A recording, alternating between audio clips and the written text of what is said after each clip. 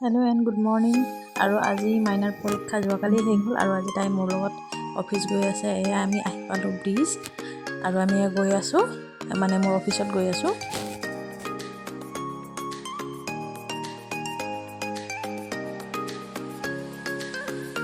আৰু এয়া অফিচ আহি পালোঁ আৰু এয়া দেখিছেনে মোৰ টেবুল দখল কৰি থৈছে মাইনা। আৰু এইটো হ'ল আমাৰ বাইদেউ এগৰাকীৰ মানে সৰু মাইনা।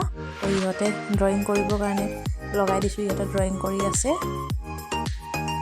আৰু যিহেতু আমাৰ লাইব্ৰেৰী হয়, গতিকে ইহঁতে পঢ়া শুনা দেখিছে তাতে ল'ৰা ছোৱালীখিনিক, তো ইহঁতে মানে পঢ়াত মানে ড্ৰয়িং কৰাকে হওক কিবাকে হওক ইহঁতে ট্ৰাই কৰিছে। আৰু এয়া হ'ল আমাৰ অফিচৰ দাদা, আৰু এয়া সিহঁতক শিকাই আছে আম কেনেকৈ কাটিব লাগে। এয়া দেখিছেনে তেওঁৰ হাঁহি সিহঁতে থকাৰ কাৰণে।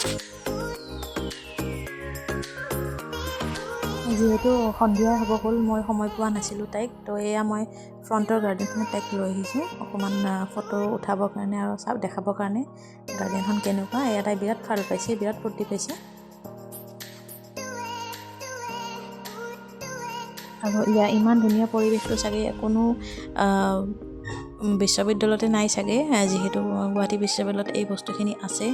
নেচাৰেল যিখিনি থাকিব লাগে সেইখিনি বস্তু আছে, গছ গছনিৰ পৰাই হওক বা যিকোনো নেচাৰেল ভিউ এটাই হওক, বিৰাট ধুনীয়া লগা মানে ধুনীয়া জেগা হয়।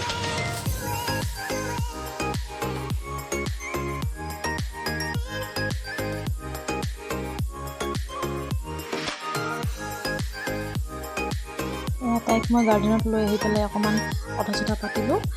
আৰু যিহেতু সময় দিব পৰা নাছিল, তাইও বুজি পাইছে যে মাৰ অফিচত বহুত কাম আছে, তো এয়া তাইক অকণমান গাৰ্ডেনত লৈ আহি অকণমান দেখালোঁ। আৰু এয়া সন্ধিয়া হ'ল, মানে অফিচ ছুটি হৈ গ'ল। আকৌ এয়া আমি ৰিক্সাত গৈছোঁ, যিহেতু স্কুটি বা গাড়ী কোনো অনা নাছিলোঁ, তো সেইকাৰণে ৰিক্সাত আহিলোঁ। তাইক এইখিনি লৈ আহিলোঁ কাৰণ দিনটো বিৰাট মানে মই বিজি হৈ আছিলোঁ আৰু তাইৰো ব'ৰ হৈ গৈছিলে। পিছত লাষ্টত তাই নিজে ক'লে যে মা যাওঁ ব'লা ঘৰত। তো এয়া অফিচ ছুটিৰ পিছত মই যিহেতু অফিচ ছুটিলৈকে থাকিব লাগে, আৰু এয়া দেখিছেনে গাড়ীতে তাই শুই গ'ল।